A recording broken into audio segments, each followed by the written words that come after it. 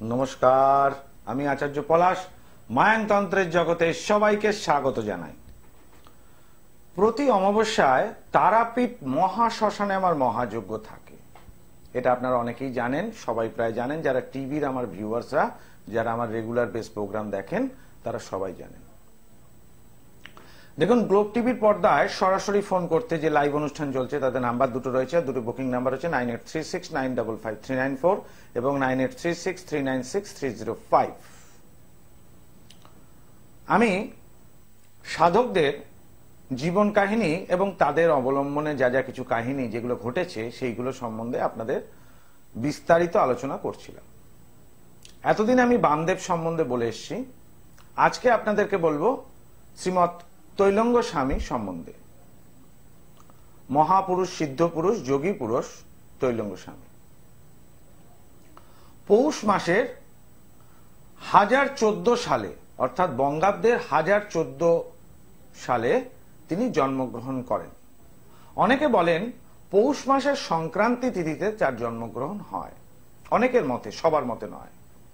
English খ্রিস্টাব্দ যদি দেখি, অর্থাৎ ইংলিশ ইয়ার হিসাবে 1607 সাল, এই 1607 সালে তিনি জন্মগ্রহণ করেন পৌষ মাসে। তৈলঙ্গ স্বামী বেঁচে ছিলেন 280 বছর। এটা সাধারণ মুখের কথায় নয়, 280 বছর তিনি বেঁচে ছিলেন। যেখানে তৈলঙ্গ স্বামীর জন্ম বঙ্গাব্দ হিসাবে 1014 সালে, উনি 280 বছর বেঁচে ছিলেন। শ্রীমৎ রামকৃষ্ণদেব জন্মগ্রহণ করেন 1242 বঙ্গাব্দে, অর্থাৎ 1242 সালে। রামকৃষ্ণদেব বেঁচে ছিলেন 51 বছর। এবং বামদেব, গুরু বামদেব, তিনি জন্মগ্রহণ করেন 1244 বঙ্গাব্দে, অর্থাৎ 1244 সালে। তিনি বেঁচে ছিলেন 74 বছর। অবশ্যই তৈলঙ্গ স্বামীর তার জীবনের শেষ ভাগ কাশী বিশ্বনাথে তিনি কাটিয়েছিলেন এবং সেই সময় সেখানে বামদেবের সঙ্গে এবং রামকৃষ্ণদেবের সঙ্গে দেখা হয়। সুতরাং এক সিদ্ধ পুরুষ আর এক সিদ্ধ পুরুষকে দেখেই চিনতে পারেন। আমি আসবো, তার আগে একটু কলার বন্ধুকে দেখে নি, তারপর আসছি তৈলঙ্গ স্বামী সম্বন্ধে আরো কিছু বর্ণনা দেবো। জয় মা তারা। জয় মা তারা, নমস্কার। হ্যাঁ নমস্কার বাবা, আমি তোমার বোনের সম্বন্ধে জানতে চাই। আগে মায়ের নাম দিয়ে শুরু করো, বলো জয় মা তারা। হ্যাঁ জয় মা তারা বাবা। কি নাম বোনের? বোনের তৃষিতা মন্ডল। তৃষিতা? হ্যাঁ। আচ্ছা, তোমার নাম কি? আমার নাম বাবা বিমান মন্ডল। আচ্ছা, বলো বোনের জন্ম তারিখ বলো। হ্যাঁ, বোনের জন্ম তারিখ হচ্ছে 16 অক্টোবর 2014। 16 অক্টোবর 2014। টাইমটা বলো। টাইম হচ্ছে সকাল 7টা 2। সকাল 7টা 2। জন্মস্থান কোথায়? বাঁকুড়া। কোথা থেকে এখন ফোন করছো আমাকে? বাঁকুড়ার থেকে। বাঁকুড়ার থেকে ফোন করছো। আমার টিভির অনুষ্ঠান কি আজকে ঘোরাতে ঘোরাতে টিভি চ্যানেল থেকে পেলে? না না, আগে দেখি প্রতিদিনই দেখি। প্রতিদিনই দেখো? আচ্ছা, মানে একবার দুপুরবেলা লাইভ হয়, একবার তখনও দেখি। আচ্ছা আচ্ছা। তাহলে তৃষিতার জন্মবার এখানে দেখতে পাচ্ছি আমি বৃহস্পতিবার, তাই তো? না, ভুল হচ্ছে। জন্মসাল 16 অক্টোবর 2013। 16 অক্টোবর 2013। এই মাত্র যে বললে 14। ও, ভুল বলা হয়ে গেছে তাহলে। ভুল বলা হয়ে গেছে, আচ্ছা। তাহলে এরকম ভুল হলে তো মুশকিল। জন্মবার কি বুধবার? হ্যাঁ হ্যাঁ হ্যাঁ হ্যাঁ হ্যাঁ বাবা। আচ্ছা, ওর যেটা দেখতে পাচ্ছি কুম্ভ রাশি এবং তুলা লগ্ন। হ্যাঁ, তুলা লগ্ন, কুম্ভ রাশি। ওর জন্ম সালটা তুমি বললে 2013, বর্তমানে 2023, অর্থাৎ 9 বছর প্লাস, মানে 10 বছরের বয়স, তাই তো? হ্যাঁ। 23 অতিক্রান্ত করে 24 হয়ে গেছে, 10 বছর বয়স। এবার তুলা লগ্ন এবং কুম্ভ রাশি সাপেক্ষে রাশি অধিপতি শনি সে লগ্নে তুঙ্গি থাকাতে, সঙ্গে বুধ রাহু যুক্ত। মেয়ের তো পড়াশোনার জায়গাটা ভালো হবে, খারাপ তো খুব একটা দেখতে পাচ্ছি না। বর্তমানে বৃহস্পতির মহাদশা দিয়ে যাচ্ছে এবং মঙ্গলের অন্তর্দশা। বৃহস্পতির মহাদশা, মঙ্গলের অন্তর্দশা ও লগ্ন সাপেক্ষে একাদশ এবং চন্দ্র সাপেক্ষে সপ্তম ভাবে থাকাতে এই বয়সটা যেহেতু অল্প বয়স, ওই জন্য মাঙ্গলিক দোষের প্রভাবটা বিয়ের সময় নাও পড়তে পারে। তখন যদি মঙ্গলের কোনো প্রত্যন্তর দশা বা অন্তর্দশা বা মহাদশা এসে থাকে বিবাহের সময়, এখন তো 10 বছর তো কারো বিয়ে হয় না, তো সেই সময় একটা বিবাহ নিয়ে একটা সমস্যা হবে। এমনিতে মেয়ের হরোস্কোপ খুব ভালো, এটা ইঞ্জিনিয়ারিং বা অ্যাডভোকেটের ছক। বলো কি জানার আছে? হ্যাঁ বলছি, একটু শরীর সম্বন্ধে জানতে চাই, একটু মাঝে মধ্যে শরীরটা খারাপ থাকবে, এটা একদমই পার্মানেন্ট ফিক্সড। তার কারণ ও চন্দ্র সাপেক্ষে তৃতীয় কেতু এবং লগ্ন সাপেক্ষে সপ্তমে কেতু থাকাতে শত্রু দ্বারা ক্ষতি করার জন্য ও শরীর স্বাস্থ্য নিয়ে ট্রাভেল আসবে, এবং লগ্নপতি দ্বিতীয় এবং অষ্টমপতি দ্বিতীয় অবস্থান করাতে সেই স্থানে শুক্র লগ্নপতি হওয়াতে এবং অষ্টমপতি হওয়াতে বৃশ্চিকের ঘরে খুব একটা ভালো ফল দেয় না। যদি রাশি সাপেক্ষে বিচার করা যায় তাহলে অষ্টম ভাবে রবির অবস্থান, শরীর স্বাস্থ্য নিয়ে চিরকাল ট্রাভেল থাকবে। এমনি মেয়ে খুব চাপা স্বভাবের, ভালো মেয়ে। আর কি জানতে চাও বাবা বলো? আর একটু কেরিয়ার নিয়ে জানতাম। কেরিয়ারের বয়স হয়নি, এখন পড়াশুনো বললাম তো ভালো হবে, আর এমনিতেও বলে দিলাম কেরিয়ার ইঞ্জিনিয়ার বা অ্যাডভোকেটের লাইন ভালো হবে। এখানে দেখো যে বর্তমান সময় যাচ্ছে 2023 থেকে 2024 এবং 2024 থেকে 2026, এই দুটো মহাদশা বৃহস্পতির মহাদশা মঙ্গলের এবং রাহুর অন্তর্দশা দিয়ে যাবে। ওর লগ্ন সাপেক্ষে এবং রাশি সাপেক্ষে যদি বিচার করা যায়, গোচরকালীন ষষ্ঠ ভাবে রাহু অবস্থান করছে এবং জন্মকালীন লগ্নে রাহু অবস্থান করছে, এবং যদি দেখা যায় মঙ্গলের হিসাবে মঙ্গল বর্তমানে তৃতীয় ভাবে রাশি সাপেক্ষে সপ্তম ভাবে অর্থাৎ একাদশ ভাবে গোচরকালীন এবং জন্মকালীন সপ্তম ভাবে এবং লগ্ন সাপেক্ষে একাদশ ভাবে থাকাতে শরীর স্বাস্থ্য নিয়ে ট্রাভেলটা 2026 সাল অব্দি থাকছে। আচ্ছা ঠিক আছে, এরপর দশা চেঞ্জ হবে। দশা চেঞ্জ হলে একটা বড় সড়ো, যেহেতু শনি মঙ্গলের ডাইরেক্ট কানেকশন রয়েছে হরোস্কোপ অনুযায়ী, একটা দুর্ঘটনা প্রবণ অবস্থায় আসতে পারে। শরীর স্বাস্থ্য নিয়ে চিরকাল সমস্যা থাকবে, এর জন্য শত্রু দ্বারা ক্ষতি হয়েছে, ও নজর দোষ লাগার সম্ভাবনা আছে, তাড়াতাড়ি নজর লেগে যাবে মেয়েটার। এইটার একটু প্রতিকার দরকার আছে। এমনি পড়াশোনার জায়গা ওভারঅল ভালো থাকবে, তবে লোয়ার এডুকেশনটা খারাপ হয়ে গেলে মুশকিল। এমনি পড়াশোনায় তো ভালো, খুব তো খারাপ না, শুধু শরীর খারাপ থাকে বলে ও পড়াশোনা করতে পারে না, তাই তো? এটাই হচ্ছে সমস্যা। এর জন্য জেনে গেলে কৌতূহল মিটলো বাবা। বলছি এটা প্রতিকার করানো যাবে তো নাকি? তোমার বলছি, তুমি জানলে যে তোমার বোনের ভবিষ্যৎ এবং পড়াশোনার জায়গাটা ভালো। আমি কি বললাম? অ্যাডভোকেট বা ইঞ্জিনিয়ার হওয়ার হরোস্কোপ, তাই তো? তাহলে এবার অ্যাডভোকেট বা ইঞ্জিনিয়ার হতে গেলে কিছু জায়গায় তো সাপোর্ট দরকার আছে, তাই না? তার সঙ্গে শরীরটা ভালো থাকতে হবে, কারণ শরীর ভালো না থাকতে গেলে যতই মেরিট থাকুক না কেন পড়াশোনায় মন বসবে না, এটা স্বাভাবিক, তাই তো? এর জন্য বাবা তোমার মাকে পাশ থেকে যিনি বলছেন এবং তোমাকে কিছুটা ইনিশিয়েটিভ নিতে হবে, সেক্ষেত্রে বাঁকুড়া থেকে আমাকে বর্ধমান এসে যোগাযোগ করো, কেমন? জয় মা তারা। আমি দর্শকরা বন্ধু যারা ফোন করছেন আমাকে গ্লোব টিভির পর্দায়, দর্শক বন্ধুরা প্রত্যেককে আমি সহযোগিতা করি এবং হেল্প করার চেষ্টা করি। আমার এই সংক্ষিপ্ত সময় যে প্রেডিকশন, সেই প্রেডিকশনে আমি চেষ্টা করি আপনাদেরকে সলিউশন দেওয়ার জন্য, এবং এটাই আপনাদেরকে বলি সব সময় যে 100% আমার রেমেডিটা সঠিক হয়। কেন হয়? তার কারণ প্রথম আমি যে কাজটা করি সেই কাজটা হলো গিয়ে আগে আমার বিচারটা জ্যোতিষ শাস্ত্র মতে করি, কোনো গুণিন বিদ্যা দিয়ে বিচার করি না, আমি জ্যোতিষ শাস্ত্র মতে বিচার করি। তাহলে আমি বুঝতে পারি ড্যামেজটা কোন জায়গায় হয়েছে, যে গ্রহগত কারণে ড্যামেজ, না শত্রু দ্বারা ক্ষতি থেকে ড্যামেজ, না বাস্তু থেকে ক্ষতি ড্যামেজ। যেমন আগের মেয়েটার শরীর স্বাস্থ্য যতখানি না গ্রহ থেকে, তার থেকে শত্রু দ্বারা ক্ষতিতে বেশি ক্ষতি, এবং এটা থাকতে থাকতে মেয়েটা একদিন শয্যাশায়ী হয়ে যাবে, অকালে চলে যাবে, স্বাভাবিক ব্যাপার, মৃত্যু কারোর বলতে নেই, আর শত্রু দ্বারা ক্ষতির দ্বারাই হবে।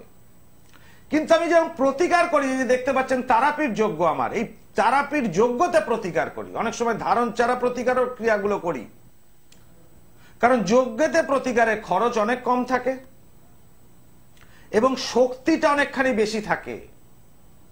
একটা রত্নের যতখানি না ক্ষমতা, যজ্ঞতে তার থেকে বেশি ক্ষমতা হয়, অর্থাৎ জ্যোতিষ এবং তন্ত্রের মেলবন্ধনে প্রতিকার করি।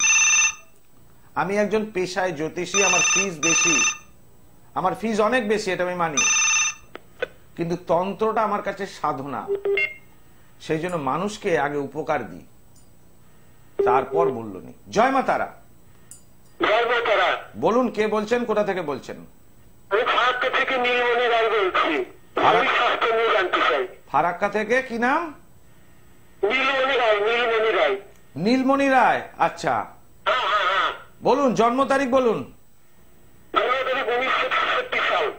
আরে সালে তো জন্ম তারিখ হলো না, জন্ম তারিখটা বলুন। 3রা নভেম্বর 1966। টাইমটা বলুন, হ্যাঁ হ্যাঁ হ্যাঁ হ্যাঁ হ্যাঁ। জন্ম সময়। জন্ম সময় হচ্ছে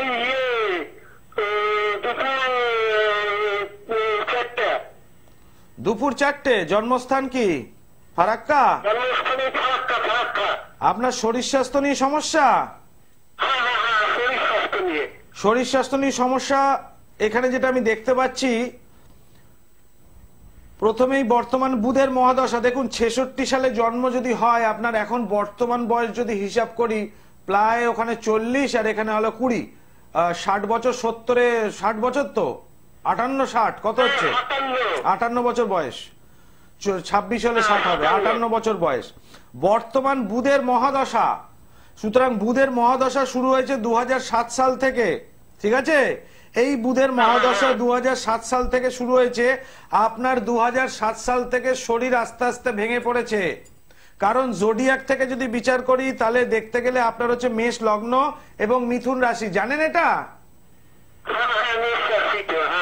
এই রাশি লগ্ন সাপেক্ষে বুধ হচ্ছে ষষ্ঠপতি অর্থাৎ রোগপতি।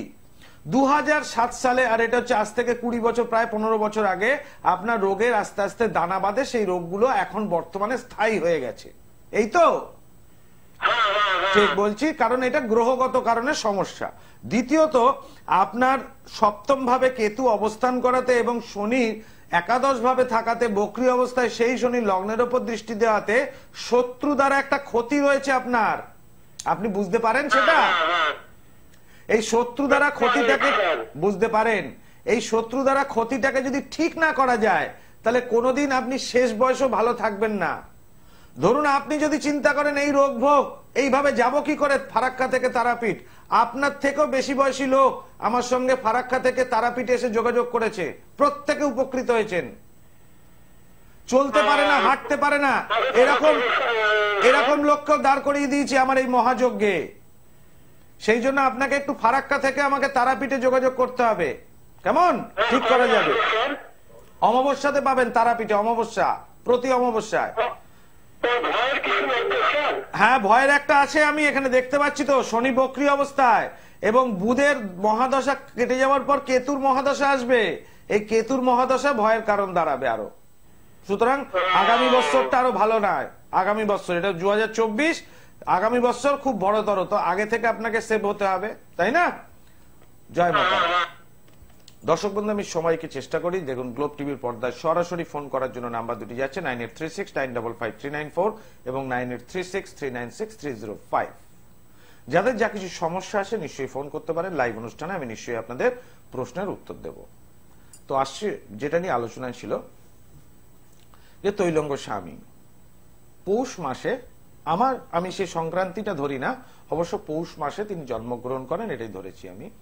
1014 বঙ্গাব্দে অর্থাৎ 1607 খ্রিস্টাব্দে উনি জন্মগ্রহণ করেন পৌষ মাসে। তিনি জন্মগ্রহণ করেন অন্ধ্রপ্রদেশে। তৈলঙ্গ স্বামী জন্মগ্রহণ করেন অন্ধ্রপ্রদেশে ভিজিয়ানা অঞ্চলের হলিয়া গ্রামে জন্মগ্রহণ করেন। কোথায়? ভিজিয়ানা অঞ্চল সেই সময়কার ছিল। সেই সময় অন্ধ্রপ্রদেশে, অর্থাৎ 1600 সালে, ইংলিশ মতে 1600 সাল থেকে 1625-এর মধ্যে ভিজিয়ানা অঞ্চলে হলিয়া গ্রামে সেই সময় এক বর্ধিষ্ণু রাও ফ্যামিলি ছিলেন। সেই নৃসিংহ রাও হচ্ছেন এই তৈলঙ্গ স্বামীর পিতা এবং বিদ্যাবতী দেবী হচ্ছে তৈলঙ্গ স্বামীর মাতা। তো পৌষ মাসে একটা সুলক্ষণ যোগে, শুভ যোগে বিদ্যাবতী দেবীর গর্ভে জন্মগ্রহণ করেন তৈলঙ্গ স্বামী।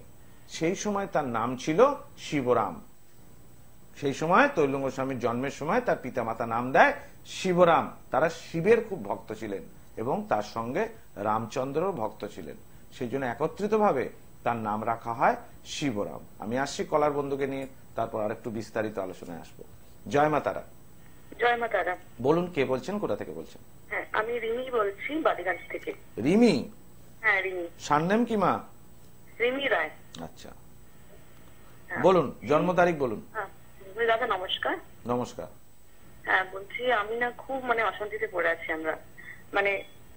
আমার ভাই একটা, কি বলবো, আমি জন্ম তারিখটাকে বলি। আমার ভাইয়ের নাম রাজা রায়। আচ্ছা, রাজার সম্বন্ধে জানবেন তাই তো? হ্যাঁ, রাজার সম্বন্ধে জানবো। আচ্ছা, রাজার জন্ম তারিখ বলুন। রাজার জন্ম তারিখ 3/9/1995। 3রা সেপ্টেম্বর 1995। তাহলে এখন বয়স বর্তমানে 23, এর ওখানে হচ্ছে 5, 28 বছর বয়স তাই তো? 28 প্লাস। 28 বছর বয়স। হ্যাঁ। টাইমটা বলুন। টাইমটা হচ্ছে রাত 8টায়। জন্মস্থান কি কলকাতা? কলকাতা না, আসানসোল, চিতলপুর। আচ্ছা, এখন বর্তমানে বালিগঞ্জ থেকে বলছেন তাই তো? হ্যাঁ, বালিগঞ্জ থেকে বলছি। হ্যাঁ, বলছি বলুন। ওনার দাদা, আপনি তো দেখতেই পাচ্ছেন ছকটা খুবই ডিস্টার্ব। রবিবার জন্মবার? হ্যাঁ, রবিবার জন্মবার। রবিবার জন্মবার। মেষ লগ্ন, লগ্নপতি মঙ্গল সপ্তমে, রাহু যুক্ত, লগ্নের ওপর কেতু অবস্থান করায় বিবাহের পর একটু সমস্যা আসতে পারে, শরীর স্বাস্থ্য নিয়ে।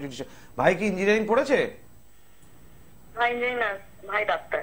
ডাক্তার হয়েছে, বাহ, ঠিক আছে। এখন সমস্যা কি, বিয়ে হয়েছে নাকি ভাইয়ের?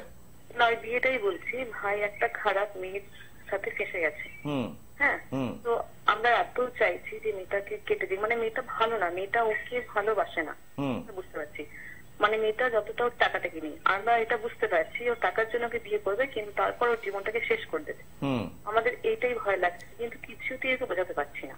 আচ্ছা, ভাইয়ের তাহলে এখন বিয়ে হয়নি, ঠিক করেছে ওই মেয়েকে বিয়ে করবে তাই তো? ভাই ঠিক করছে না, ভাইও মন থেকে চাইছে না। কেন, ভাই বুঝতে পারছে যে কিন্তু মেয়েটা একদম ধরে আছে। স্যার, মেয়েটা ধরে আছে, এটা করা সম্ভব। ভাই যদি না চায়, ওর থেকে, যাকে বলা হয় হাত ছাড়তে, ওকে আর পছন্দ করছে না, ওর থেকে বেরিয়ে আসতে চাইছে, হয়তো ব্ল্যাকমেল করছে বা কোনো সমস্যা হয়তো রয়েছে, সেইটাকে ঠিক করা সম্ভব তাকে স্তম্ভন করে। এখানে একটু বলে রাখি মা, তোমার ভাইয়ের কি এটা প্রথম প্রণয়? প্রেম তো একসময় তার সাথে হয়েছিল, হয়নি তো তা নয়, হয়েছিল তো।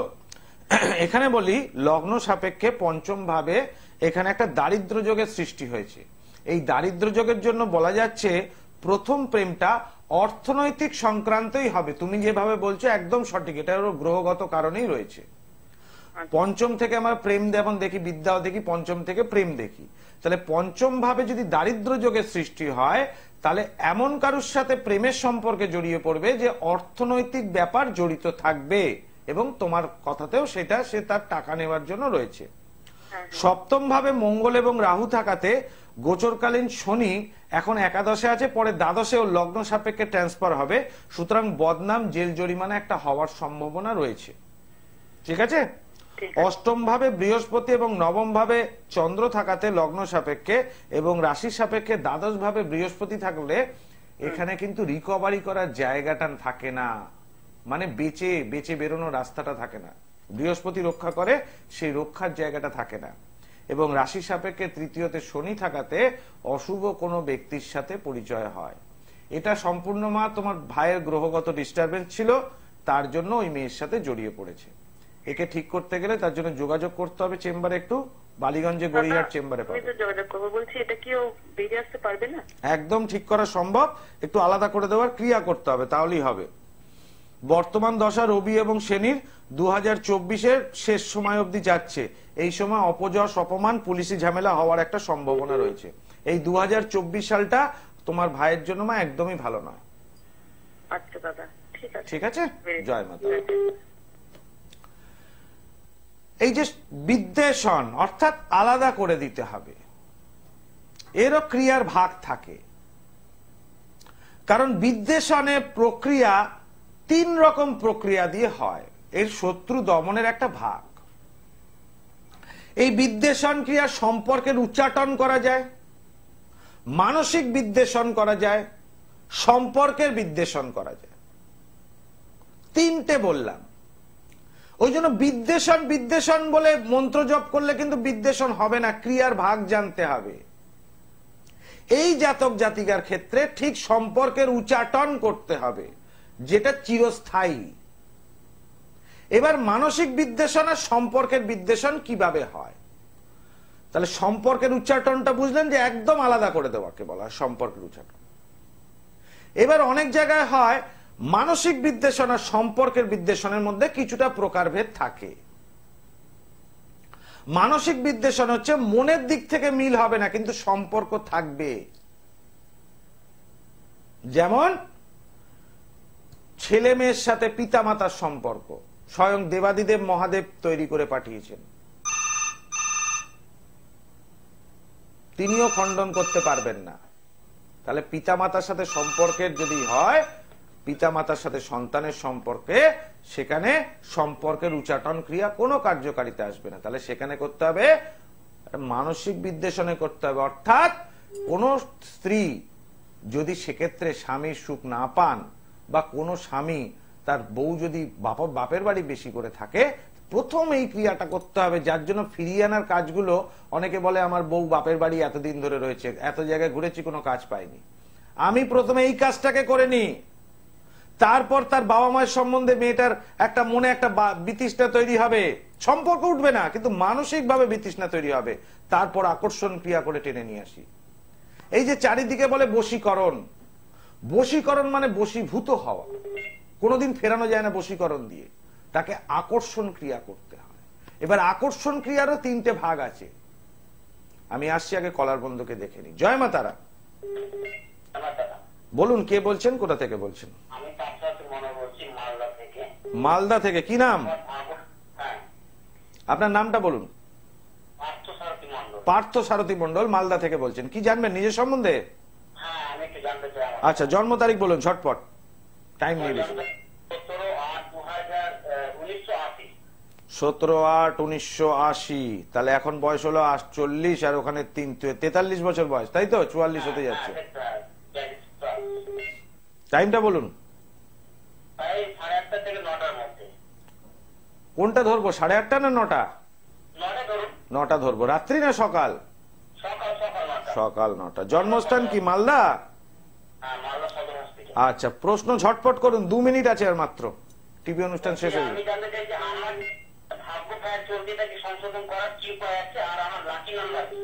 আপনার লাকি নাম্বার কি, তাই তো? আর কি ভাগ্য?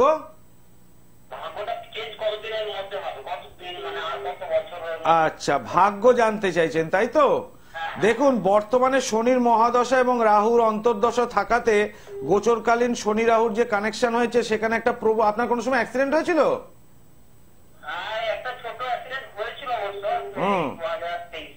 এখন দেখুন, ভাগ্য ভালোর থেকে বড় কথা 2023 একটা অ্যাক্সিডেন্ট হয়েছে, 2025 সালের মধ্যে আরো দুটো অ্যাক্সিডেন্ট আছে আপনার। এখন যেটা দেখতে পাচ্ছি, 2024-এ একটা হবে, 2025-এ একটা হবে, পরপর দুটো অ্যাক্সিডেন্ট আছে। 2026 সালে একটুখানি হলো ভালো হওয়ার সম্ভাবনা, অর্থনৈতিক ক্ষেত্র বাদ দিয়ে। ঠিক আছে, জয় মাতা। দর্শক বন্ধু, সময় শেষের দিকে, অনুষ্ঠান আমাকে শেষ করতে হবে। তা তৈলঙ্গ স্বামী, তিনি এত বড়ই সাধক ছিলেন, তার সাধনার তিনি কি করতেন, আমি পরপর এক একদিন অনুষ্ঠানে আসব। তিনি শূন্যে ভাসতে পারতেন, তৈলঙ্গ স্বামী শূন্যে ভাসতে পারতেন। এবং আমাদের প্রিয় পরম গুরু লোকনাথ ব্রহ্মচারী কিন্তু তার কাছ থেকেই দীক্ষিত, অর্থাৎ তৈলঙ্গ স্বামীর থেকে তিনি দীক্ষা নেন, এবং লোকনাথ ব্রহ্মচারী জীবিত থাকেন 100 বছর। তৈলঙ্গ স্বামী তাকে পরীক্ষা করার জন্য একটি পরশ পাথর তিনি দিয়েছিলেন লোকনাথ ব্রহ্মচারীকে। তা সেই পরশ পাথর লোকনাথ ব্রহ্মচারী নিয়ে কি করেছিলেন, যে বুড়িটি তাকে তৈলঙ্গ স্বামী অবধি পৌঁছে দেন, তার হাতেই সে সেই পরশ পাথরটি দিয়ে দেয়।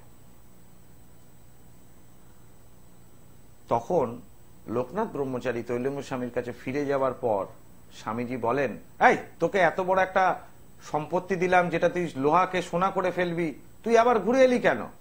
তা বললো, আমার এই টাকা পয়সা অর্থ কিছু চাই না, আমার চাই তোমাকে, আমি সাধন পাঠে থাকতে চাই। আজকে লোকনাথ ব্রহ্মচারী এপিসোড নয়, আমি ছোট করে বলে রাখলাম। আমি তৈলঙ্গ স্বামীর বাকি এপিসোডগুলো, কেন তিনি 280 বছর কিভাবে বাঁচলেন, কিভাবে তিনি মৃত ব্যক্তিকে জীবিত করে দিয়েছিলেন, সেই সব ঘটনা নিয়ে আসবো। আজকের মতো বিদায় নিচ্ছি, আবার আসবো আগামীকাল লাইভ অনুষ্ঠানে আপনাদের জন্য। ওম সর্বমঙ্গল মঙ্গলে শিবে সর্বার্থ সাধিকে শরণ্যত্রম্বকে গৌরী নারায়ণী নমস্তুতে।